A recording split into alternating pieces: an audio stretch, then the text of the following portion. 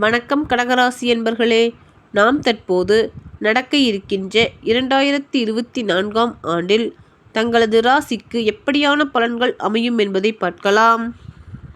தாய்மை, தாயுள்ளம் எவ்விதம் என்பதை நாம் சொல்ல தேவையில்லை.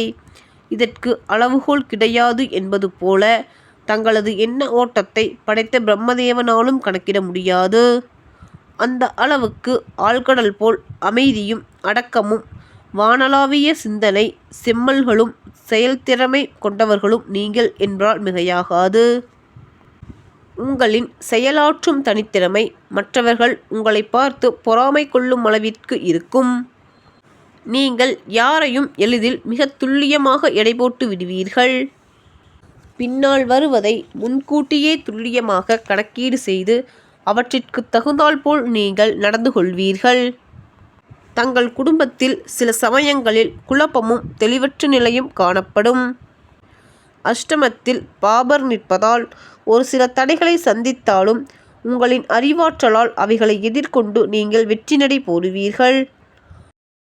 உறவினர்கள் இடத்தில் நீங்கள் உங்கள் சுய கௌரவத்தை சற்றும் விட்டு கொடுக்காது கண்ணியத்துடன் நடந்து கொள்வீர்கள்.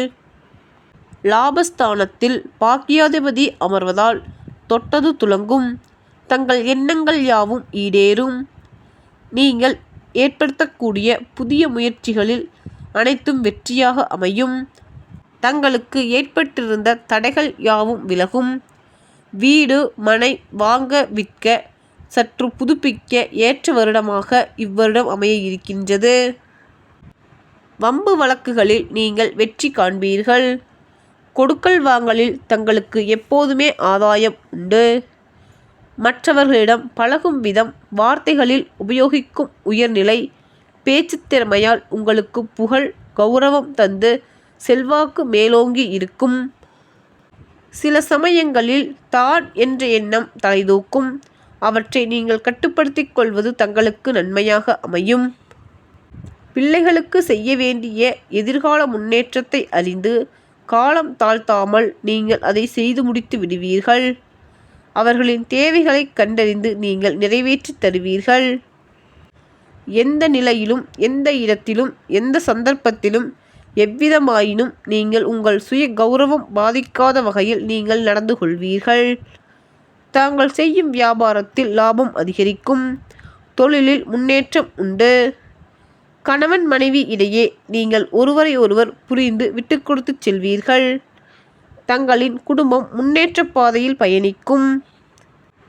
தனகாரகன் லாபஸ்தானத்தில் நின்று நற்பலன்களையும் தேவைகளை நிறைவேற்றியும் தர உள்ளார். பல காலமாக நிறைவேறாமல் இருந்தவையெல்லாம் இந்த ஆண்டு நிறைவேற இருக்கின்றது. தங்கள் ராசிக்கு குரு வாரத்தில் ஈசனை வழிபாடு செய்வது சிறப்பானதாக அமையும். நன்றி கடகராசி என்பர்களே. தங்களை அடுத்த வீடியோவில் சந்திக்கின்றேன். நன்றி, வணக்கம்.